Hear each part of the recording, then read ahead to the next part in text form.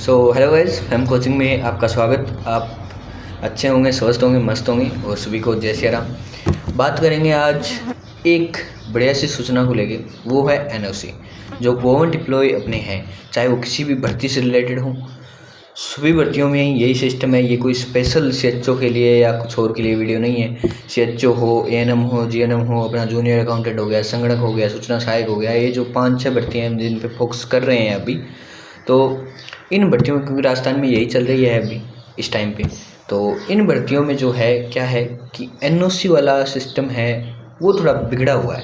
अब बहुत लोगों के डाउट है और मैंने इस पे वीडियो नहीं डाला है एनओसी पे, ये पहला वीडियो अपना होगा और बताऊंगा, क्लियर कर दूंगा सारे डाउट। तब तक के लिए बस एक सब्सक्राइब मांग रहा हूँ, वो कर देना। अगर वीडियो पसंद आए तो रखे रखना, वरना यार वापस अनसब्सक्राइब कर देना, ना पसंद आए तो। ठीक है, पहली बात, ये गवर्नमेंट एम्प्लॉय के लिए वीडियो है, तो बाकी लोग अपना समय बर्बाद ना करें, क्योंकि मैं नहीं चाहता कि आप अपना समय है वो बर्बाद करें। ठीक है, हाँ, वीडियो देखना चाहें वो आप लोगों की मर्ज़ी है, देख सकते हैं, क्योंकि अगर नहीं देखेंगे तो वीडियो रिटेंशन घटता है, वो मेरे नुकसान है, पर कोई बात नहीं। आप लोगों का टाइम जाए ना हो, इसलिए पहले बता रहा हूँ कि अपना टाइम बर्बाद नहीं करें, क्योंकि ये सिर्फ उनके लिए है जो कहीं जॉब कर रहे हैं, सरकारी या अर्ध सरकारी। प्राइवेट है उनके लिए भी ये वीडियो नहीं है, क्योंकि उनको एनओसी की ज़रूरत नहीं होती। ये बात यहाँ पे क्लियर कर देता हूँ। अब देखिए दूसरी बात अपनी, अब देखो मैंने एक चीज़ दिखाता हूँ। पहली बात तो मैं सीधा सीधा बता देता हूँ, एनओसी होती क्या है।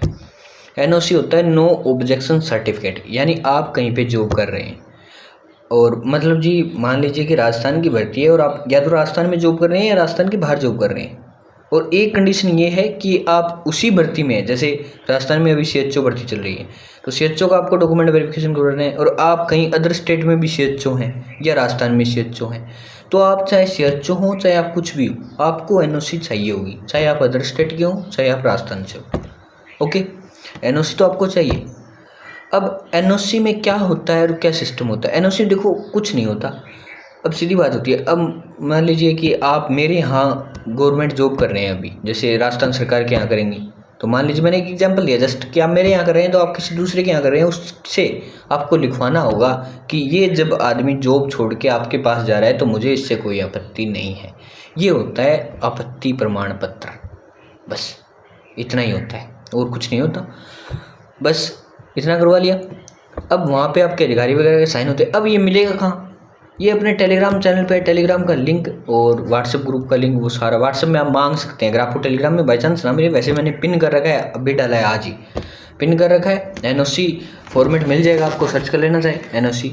और ये 4 पेज का है, अगर आपको दिख रहा होगा, मैं दिखाना चाहूँ, सिर्फ 4 पेज का है। ये भरना होता है और कुछ नहीं करना है इसमें। और अपने जो अधिकारी हैं आपके संबंधित विभाग में जहाँ पर आप नौकरी कर रहे हैं, वहाँ से आपको साइन करवाने होंगे। अब इसका प्रोसेस क्या रहता है और ये देना कब होता है।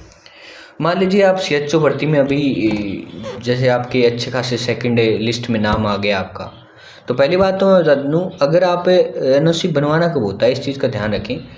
मान लीजिए किसी भर्ती में 1 पेपर है या 2 पेपर है या 3 पेपर है, जैसे किसी में 2 पेपर होते हैं, एक इंटरव्यू भी होता है, किसी में 1 पेपर, एक टाइपिंग टेस्ट भी होता है, तो उसकी आपको, जैसे अपना कर्मचारी विचार बोर्ड है राजस्थान का बता रहा हूँ मैं, अगर बाहर स्टेट का होगा तो अलग अलग बोर्ड होते हैं जो भर्ती करवाते हैं, जो भी संबंधित भर्ती करवा रहा है, वहाँ से आपको एक एप्लीकेशन लेटर देना होगा कि इस भर्ती में मुझे बैठने की परमिशन दी जाए, मैं बाहर का गवर्नमेंट एम्प्लॉय हूँ। ठीक है, वैसे एक परीक्षा में तो आपको कोई दिक्कत ही नहीं होती। अगर आप सेकंड परीक्षा देते हैं या दूसरी देखते हैं, तो उसमें वहाँ पे आपको परमिशन लेनी होगी। और परमिशन लेने से आपको फ़ायदा ये होगा कि एक तो वो परमिशन होगी तो आपको छुट्टी मिल जाएगी, जहाँ पर आप अभी करंट में काम कर रहे हैं वहाँ से आपको छुट्टी मिल गई। छुट्टी मिलने के बाद आप ये पेपर दे सकते हैं या टाइपिंग टेस्ट, जो भी आपका इंटरव्यू वगैरह है वो दे सकते हैं। अब कुछ लोग बोलेंगे कि सर ये एनओसी, मतलब हम मान लीजिए हमने पेपर दे दिया, सब कुछ हो गया, अब डॉक्यूमेंट वेरिफिकेशन हो रहा है, उस टाइम एनओसी देना होगा क्या? देखो, अगर उस टाइम एनओसी दे देते हो, मान लीजिए आपका सेकंड लिस्ट में सिलेक्शन हो गया, अब सेकंड लिस्ट से आपके 5 नंबर ज़्यादा हैं, अब मान लीजिए कि कट ऑफ चली गई 7 नंबर ज़्यादा, तो और आपने एनओसी लेके डीवी में दे दी, अब वहाँ से तो आप हट गए और यहाँ पर भी आपका मान लीजिए नंबर नहीं आया, मान लीजिए नहीं आया, तो उसके बाद आप क्या करेंगे? आप दोनों साइड से रह गए। तो ऐसा नहीं है, आपको परमिशन लेनी होगी डीवी में, डीवी भरवाने की। राजस्थान कर्मचारी चयन बोर्ड जाकर वहाँ पे एक एप्लीकेशन दे देना कि सर मैं अभी इस जगह काम कर रहा हूँ, मुझे ये डीवी की परमिशन दी जाए, मैं ज्वाइनिंग के टाइम पे जैसा मेरा सिलेक्शन होता है ज्वाइनिंग के टाइम पे मैं अपनी एनओसी जमा करवा दूंगा। तो वही सिस्टम है। अब ये लोगों का जो डाउट था कि देना कब है एनओसी, वो देना है आपको ज्वाइनिंग के टाइम पे, जब आपके पास ज्वाइनिंग लेटर हो तब आपको देना है, पहले नहीं देना। तो एनओसी क्या है और समझ आ गया। और कैसे बनवाना है इस चीज़ का, तो देखो एनओसी फॉर्मेट मैंने दे दिया, और ये सिंपल से आपको जो आप जहाँ पे करंट वर्क कर रहे हैं अभी करंट में, वहाँ पे आपके जो संबंधित बड़े अधिकारी हैं उनसे आपको ये फिलअप करवाना होगा। वहाँ पर वो अपने 2 लोग शायद साइन करते हैं, कन्फर्म मुझे नहीं पता, लेकिन आप बोलेंगे कि ये कैसे भरना है तो इसकी वीडियो बना दी जाएगी, कैसे भरना है, आपको भरना है या किसी से भरवाना है, किसके साइन होंगे वो सब बता दूँगा। बाकी किसी को यार गोवर टिप लो तो ऑलरेडी पता होगा आप लोगों को, मुझे बताने की आवश्यकता नहीं है इस चीज़ की। फिर भी पढ़े तो आप बोल सकते हैं, मैं आपको दे दूँगा।